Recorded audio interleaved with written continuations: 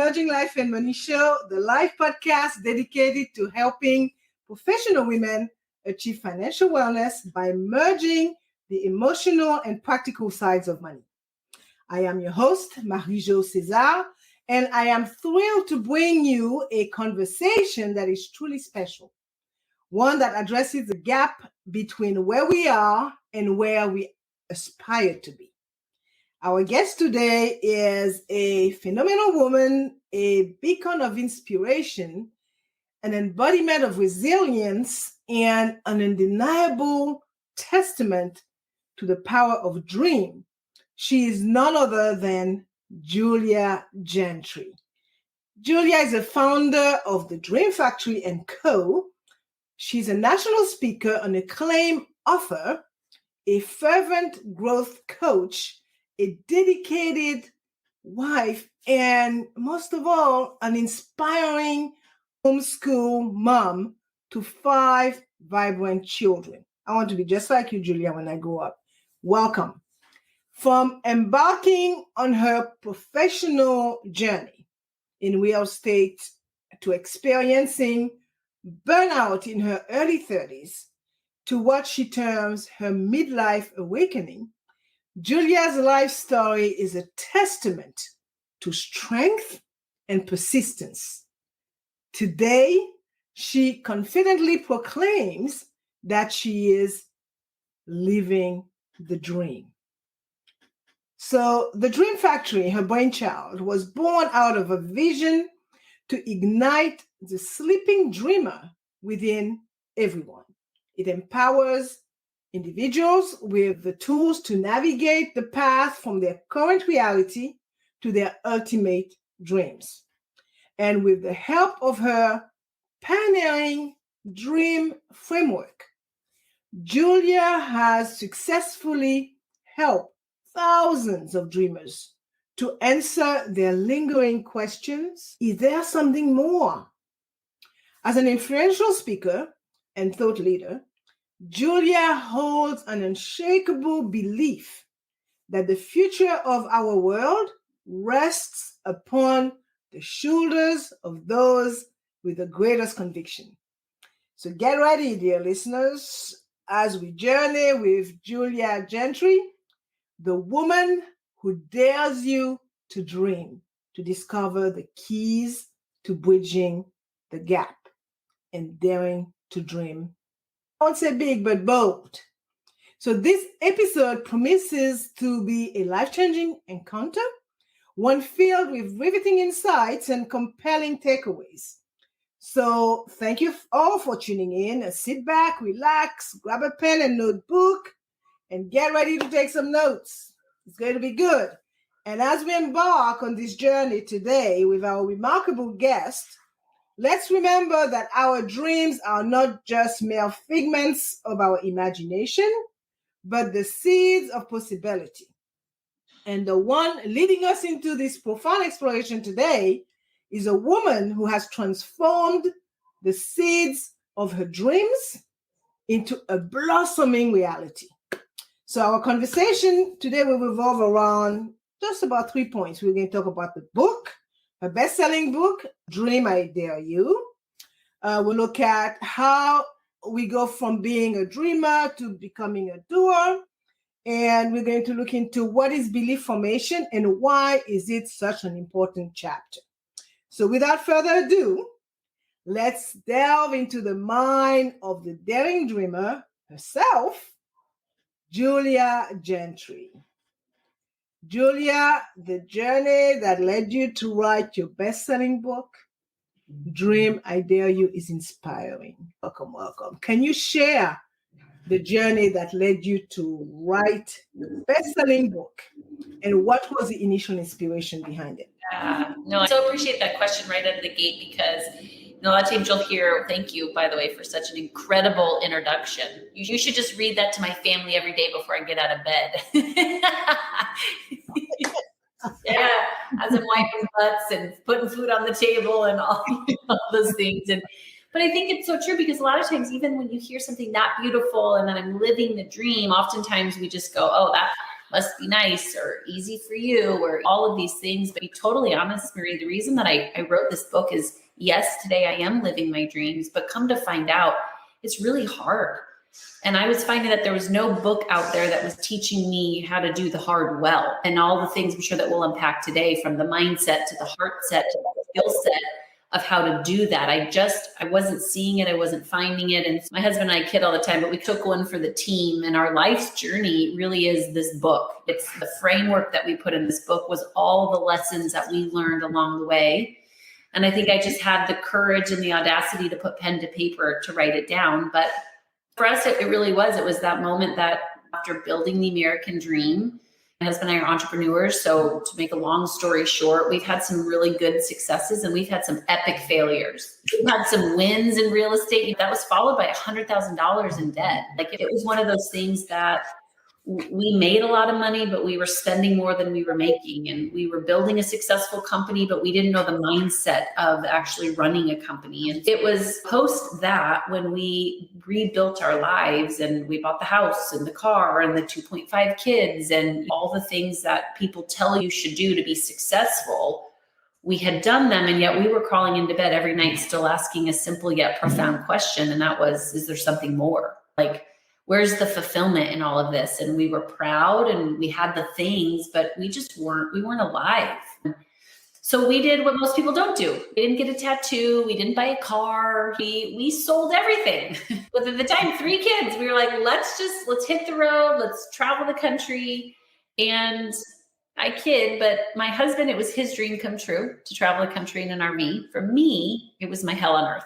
It was my hell on earth. But I learned in that time about some of my control issues that I didn't know I had. I learned about the girl who had been living in a box most of her life. I learned about the follow the rules and don't ruffle the feathers girl. I learned about the girl who was a hider. I learned about the girl who was playing safe. Almost brings tears to my eyes talking about it. It was in this RV trip that I just started to recognize all of these things that I had done to put myself in the box. And it was there that I just felt like I had this moment with God, that I had the vision of this dream of what was potentially going on in my own heart and soul, and then potentially what could be going on in the hearts and souls of so many other people. And so that's where I started writing the book. And it translated from just all these lessons that I learned to things that I was doing with my current clients to just everything in between. And here we are now, actually living out the dream and teaching people how to do it and what the framework is and how to do the hard. And here we are today. Yeah, it's amazing that you should say that, because this happened to everybody. And I hate to say that, but sometimes it takes a hard fall for one to realize that, you know what, you got to know yourself. There's a better version of yourself somewhere.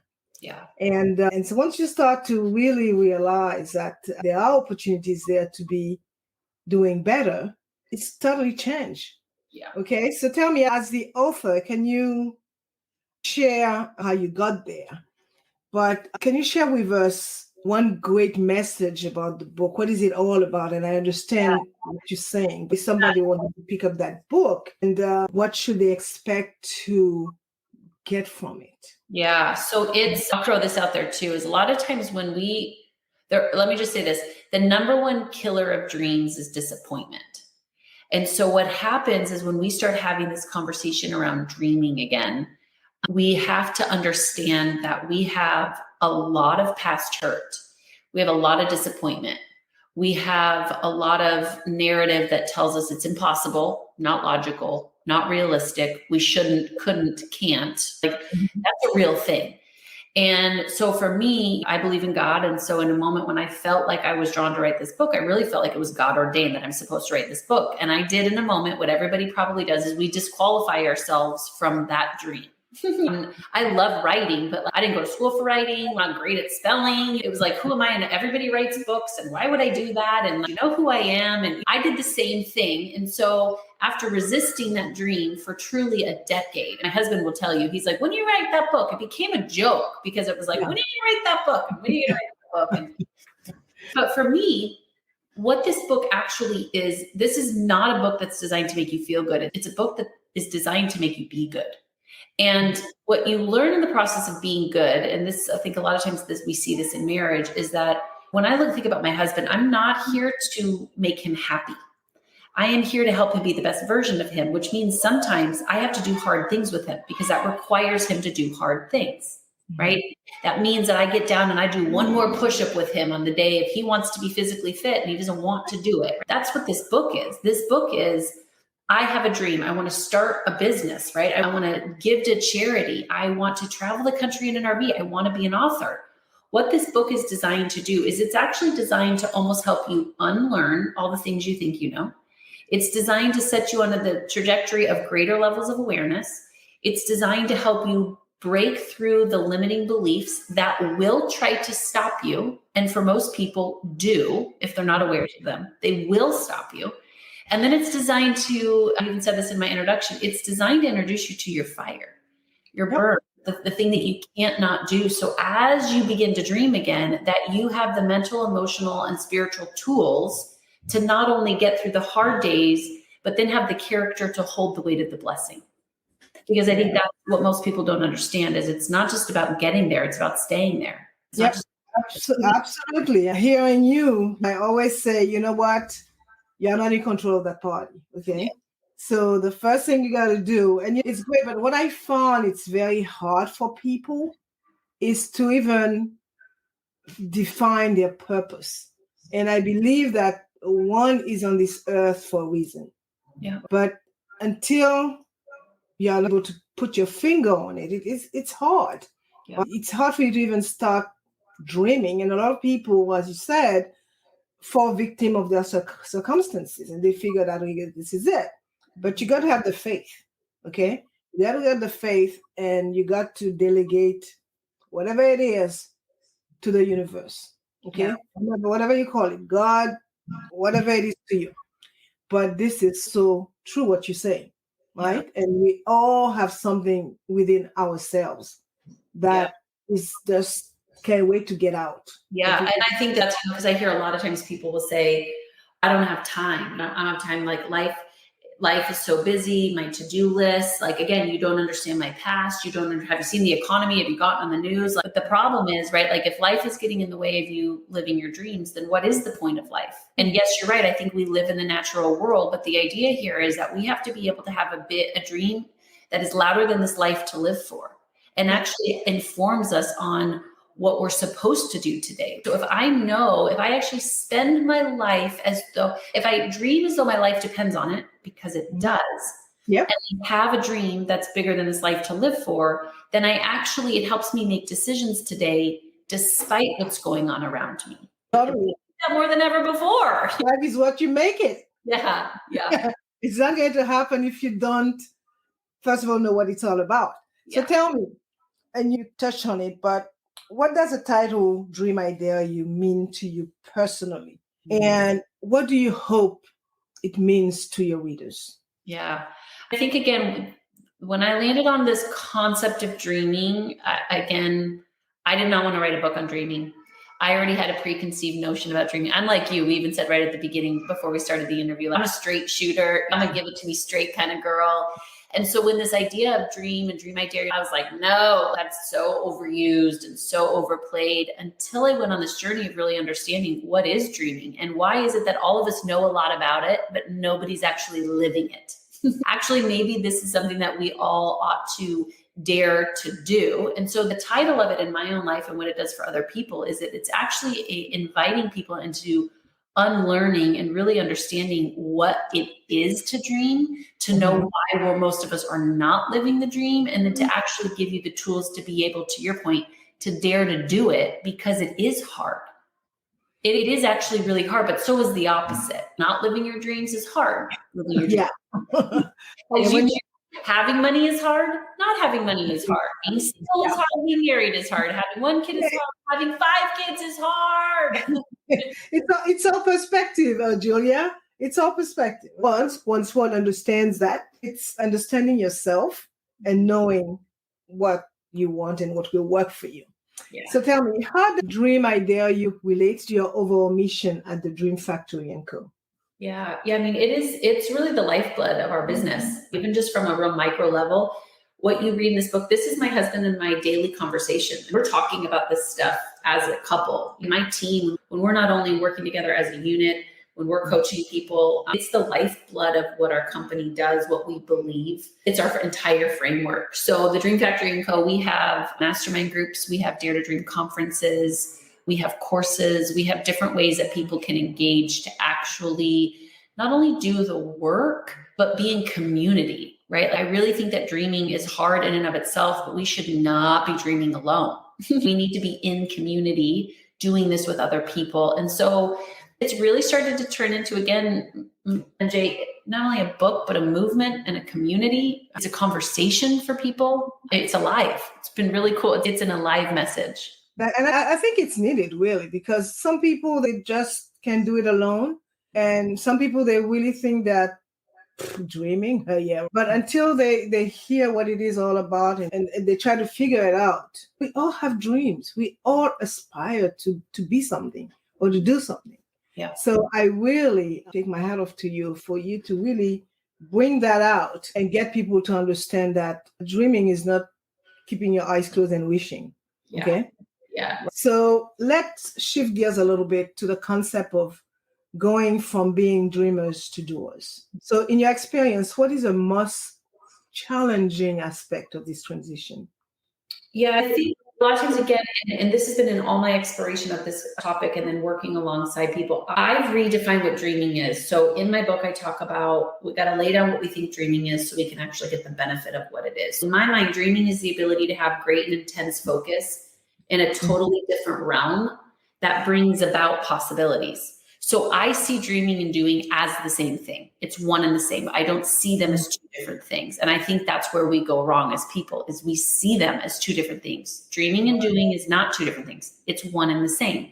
It's my ability to not focus on the world around me. It's also my ability to not focus on my past. It's my ability to actually focus on the thing that's in me to do. And then it's my fire that allows me to bring it about and to give it to the world around me. It's one and the same. How am I able to do that? Because I'm so connected to the thing that I want to do that regardless of what's happening around me, regardless of what happened yesterday or in my early teens or as a kid, I have this conviction and this fire that feels like I have this God-ordained task to bring this dream to my reality. That's what it means to be a dreamer. So when we stop seeing it as two different things is when we can actually reap the benefit of what it means to be a dreamer. It's one and the same. It's both. Good explanation for that. So you said that your dream framework helps people bridge the gap between dreaming and doing. So can you delve into how that works? Yeah. So we actually, in the book, we've created a process. So when people go, again, most of the time when people pick up the book or they come to our conference or they do any of our workshops, they're like, this was not what I was thinking. This is not a vision board to make me feel good. This, like, I'm crying and I'm like going back to past hurt and I'm looking at what I call the thing under the thing. And so we've actually just created a process for people to actually start to unlearn so they can learn not only what their dreams are, but more importantly, again, the pieces of breaking down the limiting beliefs and the patterns that are keeping them stuck. It's things like we see ourselves as controllers or passive aggressive, or I'm not good at communication. And we have to realize when you learned to do all of that. And so there's this breaking and there's this unlearning that you have to go through. So it wipes the slate clean, right? It actually puts our mind and our heart in a place where we go, oh my gosh, what's possible here? And then we continue to give them the pieces to understand, what is my burn? What is it that I'm motivated by? What is my place of passion? What do I want to bring to this world? What am I dreaming? And how do I continue to stay focused on where I'm going, not just where I've been? So we actually give people the mindset, heart set, and then the tactical tools to do that. That's what this book does. It's an actual process. Yeah, that's great. And that's pretty clear to me. So are you able to share some success stories from people who have used your dream framework? To turn their dreams into reality? Yeah. So we actually, one of my favorite testimonies is actually my right-hand gal. Her name is Cammie Oftemauer. About a year and a half, 2 years ago, I spoke at a church and her mother-in-law was sitting in the audience, heard me speak, picked up my book and was like, Cammie, you've got to read this book. And Cammie was like, I'm already living my dream. Why would I read this? And she was the director of Habitat for Humanity. She was like, I don't need to read that book. I've got it. I'm good. It's her mother-in-law. So she also was like, okay, sure, fine. I'll read this. But she got into chapter 4 and she said it was like her whole world broke open. Like she started to see how much she was living in fear, how small she was playing. It was like, she said her life was like revolutionized. And so at that point in time, honestly, Marie, she says that she just Facebook stalked me for months. She just stalked me and started following all the things. And I happened to post that I was hiring one day. Right. And I needed a wingman to come alongside me and help me grow this into a bigger business. And anyway, she reached out to me and one thing led to the next. And I asked her, so what would it take for you to leave your job and come work for me full time? And it was in that moment that it was like this simple book. She had applied it. She went through the entire framework. She chased me. She was like, I have to work for you. Like she used all of it. It was really cool. But it ultimately put us in a position where what we've done together, her dream and my dream coming together, both of us having gone through this framework, both of us doing the work, we've impacted thousands in this last year. We've doubled revenue. We've watched our subscribers grow by over 50%. We've seen our number. We've built a business together in the course of a year of something that I didn't have 2 years ago. The testimony has been incredible. So again, why I tell that testimony too is, they say the plumber's house always leaks. Stop saying that is not, we should not have plumber's houses leaking. Yeah. But this one is so special is because we drink the Kool-Aid. Like this is not just a show for people. We've actually seen my life, her life transformed, and now we're better together. It's really cool. The way I like to put it, I eat my own cooking. That's amazing. It's so so unless you could do that, you can't give it to somebody else, right? And be effective at it.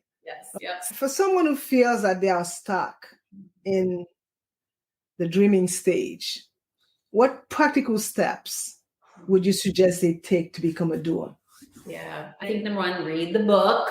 This is not a crazy sales pitch for the book, but truly, this is why I wrote the book. I wrote the book for people who felt like they were. That's a blueprint. But I think if we're talking, I think a couple things. I think that when we notice, I'm fascinated by patterns, MJ. When someone comes to me and goes, I'm stuck, or I'm a controller, or I don't have enough money, or I don't have enough time, whatever the excuse is, fill in the blank. We all just call it something different.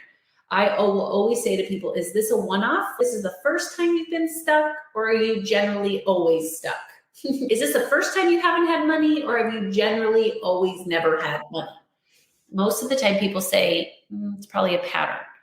So at some level, when we start to recognize a pattern, well, that's on you. And you have to be willing to ask yourself, what is that pattern giving you? And a lot of times it's my safety, it's my security, it's my hiding place. So we have to recognize that our stuck is giving us something, right? It's giving me control. It's giving me power. It's making me feel safe. Okay, great. So now the next question I ask is, pick your heart. It's going to be hard to stay stuck, and it's going to be hard to get unstuck. So what hard do you want the most? And I say that because I've been there. Daily, I ask myself, what do I want most versus what I want now? Do I want to stay stuck, or do I want to learn how to get unstuck? They're both going to be hard. And so at that level, why I ask that question is because the majority of this battle, this too, is it's all mindset. It is. Literally, you could Google how to get unstuck financially, how to make $1 million, how to have a passionate marriage, how to travel the country in the RV. We would find pages and pages of answers. Oh yeah. But the more I Google, the less I know. You're like, what in the world? So for me, when I'm dealing with people, is that if people then shut down even more, I will go, I love you with my whole heart, and you have to get your mind right in order to get your dream right. So get your mind right. The dream will be a byproduct of the right mindset, which again is going back to the book. And to your point, right? Everything you do, mindset is everything. Technique, layer that puppy on top of it. Mindset is the most important thing. Yeah, you could want anything that you want if your mind is not up to it. And nowadays, seem as we want to be an autopilot and have somebody doing the thinking for us. Yeah. And then we complain about the outcome. Yeah, totally. So it doesn't quite work like this. You know where you're at. You know what hurts. Yeah. And guess what? That person in the mirror, that's the person that could help you. Yeah. Start dreaming, as you said, bold. Yeah. And start doing. But I think people go, well, I need a more tactical step. But this step worked for me. So my husband and I, we got sober 2 years ago. And I joke in that I wasn't an alcoholic to where people were worried about me drinking. I drank often. So I drink on Monday and Friday, and it's 3:00 every day. I need a drink. And so it wasn't a problem for most people, but it was a problem for me. And I knew that it was keeping me from what I really wanted most. And so I remember that day feeling stuck, right? Because I knew that I needed to quit, but I didn't want to, and all the things that we do and hide behind stuck. And it was this exact question that I just said, what is this giving me that I can't give myself? Change everything. That your answer changes everything when you realize I'm actually not stuck, but I'm hiding behind this thing. And if I can identify what it is, then I could actually be set free, because then it comes down to, do I want to be right or do I want to be free? And for all of us, we want to be free. And you're going to have to let go of the mindset of being stuck and realize you're not stuck. It's the belief that you're stuck, and that can change. And you see, the problem is that a lot of people, they hide behind excuses. They have to have a bag of excuses, a drawer of excuses for not accomplishing their dreams, or not being able to carry out their dreams. Yep. Now, moving on to the topic of belief formation. Yes. Can you explain what belief formation is and why it is such a significant part of your framework? Yeah, it is. Totally. It is the main impetus for it. And the reason why is because when I started watching patterns in my life and in hundreds of people I had been coaching up until that point, when I first got into coaching, I was doing business coaching. So after real estate, I started doing business coaching, and I was giving people strategic plans, process maps, 1, 2, 3 step guides on how to be successful. And people still weren't doing it. Adults. These were people who were running their own businesses, not doing the things that could make them successful. And I just remember year in and year out going, what is going on with us? What is this pattern? What is this gap between here's where you are, here's where you want to be. And in theory, all you have to do is all these steps. Nobody does them. And they're simple, stupid, hard. They're simple and they're stupid and they're hard, but we're not doing them. So I was fascinated by the gap, right?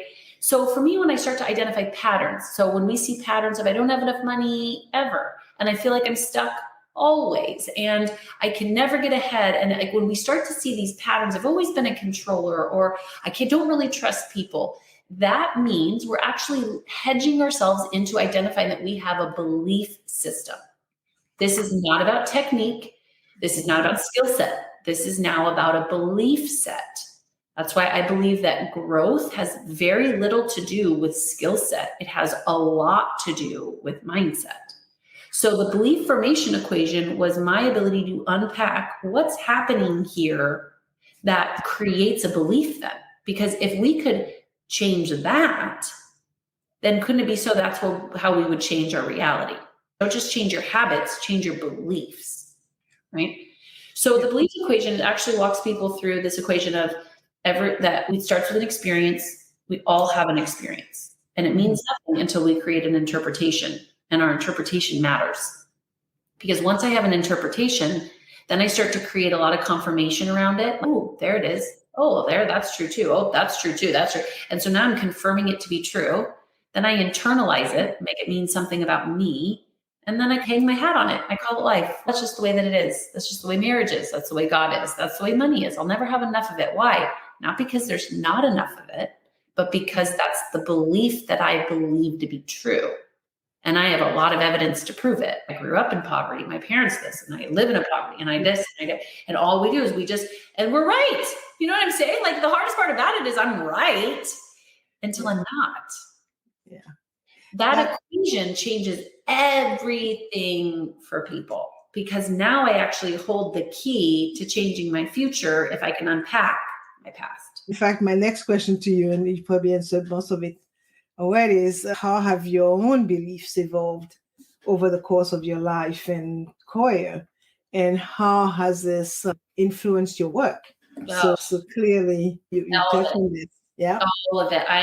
If I was a poster child for any chapter in my book, there'd be 2 of them, but one of them is around limiting beliefs, because when I identified what my greatest limiting belief was at 29 years old, MJ, I lived my life in my limiting belief. It's why I learned to control. It's why I learned to hide. It's why I learned to play small. It's why I learned At one point, I was the picture perfect kid, and then I was the completely rebellious kid. My limiting belief, which says I'm a fraud, I'm not as good as you think I am, and you're going to reject me, shaped every single decision I made. It shaped it all. So when I understood it, I was like, oh, that's why I had the need to be perfect in my teens. That's why I was rebellious early 20s. I was so rebellious. That's why I needed to be successful and make money. All of a sudden, it was like, I'm not living my life. My limiting belief is living my life. Yep. And mind, beliefs, and that's what drives us. I don't care what area of your life that you're talking about. It could be health. Okay, I'm overweight and I got to do something about it. As you mentioned, you're drinking. Okay, I knew that, but for one time you felt that, okay, I'm going to, how you come back from whatever, and said, oh, I need me a drink to relax and all this. And these are things that we create and that we use as crutches to justify our action, which deep down, we know this is not right. And I think the encouraging part of this, because this is deep work. When you read my book and when you decide to live at this level of awareness, it's really deep work. But I'm convinced that if I don't break, I will never heal. And so what most of us are doing is we know a ton about our past, but we're not actually healing, right? So now what I'm doing is, because I'm very aware of my past, I'm taking my past and I'm throwing it on my future. I never had money, so there. I was hurt by my dad, so there. Like, there will never have enough time, so there. And we just we take our experiences and our interpretations of what we've lived, and unfortunately, we're throwing those on our future, expecting a different result. You're not going to get it. You're not going to get it. So we have to bravely be able to navigate the past through the lens of breaking and healing, so we can become. So can you share, and you mentioned a few personal experiences, but can you share some practical advice for someone struggling to form positive and empowering belief? Yeah. Yeah. So the amazing thing about this, a lot of times people will say, well, if I think about beliefs, do I just chant better positive thoughts? Do I just like Pinterest up all the positive quotes on my wall? I'm like, no, please don't do that. Don't you the worst thing that you could do is falsify beliefs. If you're like, I am the greatest, if you don't believe it, stop. Like, it doesn't work that way, right? Now, the belief formation equation works from a negative perspective equally as it does from a positive perspective. So once you actually run this out and recognize what your limiting belief is, then you're actually able to flip it and go, I wonder then, if I look back at some of my earliest memories at the positive impact and what the other side of my belief patterns were creating, and you gain awareness around the true core positive belief, which is really a vision to live into, now you're playing ball. So then a lot of times I was just working with a group of in my mastermind yesterday, and they go, yeah, so I have this limiting belief, and now I have this vision, I have this dream. But she goes, why are the limiting beliefs so much louder? Like, why is that just easier to believe? Whatever we pay attention to most and longest. So it doesn't mean that your vision and dreams are less likely or less powerful or less true. I just actually don't give as much weight to those. And so what happens is I'm giving a ton of weight to the lie. And I have a lot of confirmation that says, yeah, see, they let me down and I didn't have money there and it won't work there. I have so much of that it just becomes louder and louder. And then guess what? I pay attention to it more and I pay attention to it more. Yep. So the idea here is that I got to create some new muscle memory. It's neuroplasticity. It's lifting till failure concepts. It's being able to learn how to make decisions based upon where you're going, not how you're feeling, not what you're thinking. And so that's a big conversation, but generally how you start to outweigh that is you start to make decisions based upon where you're going. Yeah, I think one would have to kind of almost retrain their mind, retrain the way that they think. Correct. And I can understand perfectly now, because I did pick your book up, and why you dedicated an entire chapter to belief formation. And clearly you really feel that. It's huge. And it's something that you have to work on for the rest of your life. This isn't something that you go, oh, it's like brushing your teeth. You don't brush your teeth once and go, all right, I'm done for the rest of my life. No, you do it in the morning. and you do it at night. That's maintenance for sure. When you think about that, you're right. Like now, my job as a human, as a dreamer, morning, noon, and night, I'm actually rewiring my brain based upon where I'm going in any scenario, whether my kids are yelling, nobody's listening to me, whether I turn on the news, whether I'm hanging out with my girlfriends, I am constantly going, oh, what am I going to do here? Like it's a constant training. And when you finally realize, that's when you'll start to master your life, because you're not in resistance with the process. So when you finally just flow with the process, you actually start to get good at it. You never perfect it, but you get good at it. That's where we want. That's where you ultimately. That's an ongoing thing, right? Ongoing. And you develop things, and you say, okay, I have to set my boundaries. I have to do this. I have to do that. But again, it's a whole mind shift, a whole reprogramming of the way that you used to see things, and the way that you used to think, and the way that you used to do things. Yeah. So it's simple, yet it's not something that it's in the face. Yeah. That's why I call it, but one of my favorite hashtags is simple, stupid, hard. It's simple. It is super simple, and it is some days really stupid hard. My next question, and I know I'm asking a lot of questions, but I like to ask questions. As someone who has lived the transformation from burnout to living the dream, how important has belief formation been in your personal journey? And as I said, it's one of your biggest chapters in your book. Yeah. But I just wanted my listeners to really understand the importance of that concept, Huge. The whole concept of belief formation. So how important has it been for you? Because clearly you're living it, you're breathing it, you're teaching it, it's there. So in a couple of words, tell me. Yeah, a couple of words. I love that you said another hour. Do we have another hour to do this? Let's say that. Okay. Figuratively speaking. Well, burnout is very different than finding your burn. What's the difference? Yeah. Burnout is willpower, and you're tired, you're exhausted, it's not sustainable. That was MJ. I was living from a place of burnout because I was living from a place of fear, control, didn't trust anyone. So though I was successful and perfect and all the things, I'm in burnout zone, right? Because it's not sustainable. When I find my burn and I know what I'm dreaming and I live my life based upon those dreams, it's sustainable. It's beautiful. You have energy from the inside out. You don't need the world to give you what you already have. You can't not get up in the morning, and it's easier to get through the day. It's the shift of motivation. It means everything. Right. It's so important. And that is such a great conversation that we are having, because it's so needed, because it's so many things in a way. I'm just looking at the factor called consumerism. If you don't prepare yourself, you get taken into this big black hole, and you have to have the next shiny thing. And that's not what I really want. I'm not going to have it just because it's a thing to have. So in order for you to be able to reach that point, you have to be able to know what brings you joy and fulfillment. Yeah. And then you could continue dreaming. And those dreams that you are dreaming are automatically doable.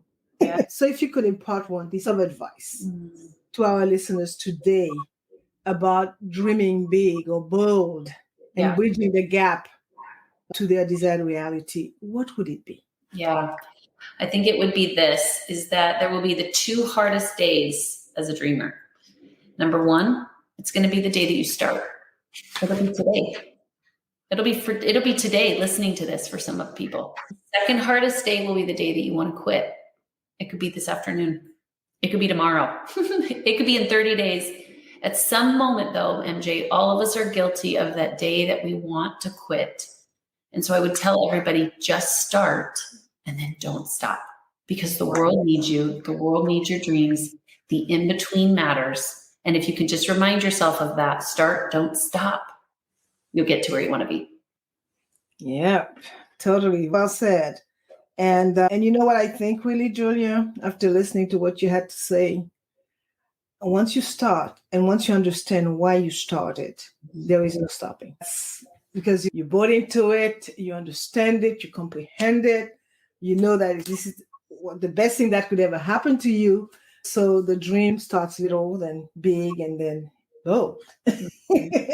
Yeah. So again, folks, this brings us to the end of another enlightening episode of the Merging Life and Money Show. What a profound and illuminating conversation we had today with Julia Gentry. Julia, your wisdom and insights are an absolute treasure, okay? From understanding the roots of your best-selling book, Dream, I Dare You, to deciphering how we can transform ourselves from dreamers to doers, and even delving into the pivotal role of belief formation. You've truly opened our eyes to the power of dreaming bold. And to our listeners, remember this: dreaming is not just about the vision we see when our eyes are closed. It's about the realities we create when our eyes are wide open. So each one of us is capable of extraordinary things, right? But it begins by daring to dream and having the conviction to bridge that gap. And as we wrap up today's show, I'd like to encourage each one of you to take a moment to reflect on what Julia has shared with us and to consider how you can apply these insights to your own life. And for those who haven't yet picked up a copy of Julia's book, Dream, I Dare You, trust me, it is a read that's bound you to inspire, challenge, and empower you.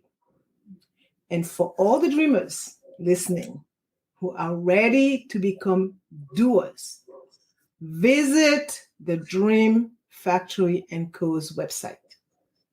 Explore Julia's dream framework and start your journey of transformation today. So, Julia, your insights today have been incredibly inspiring. Okay, I'm sure so many of our listeners are interested in taking the next step to engage with you and your transformative dream framework.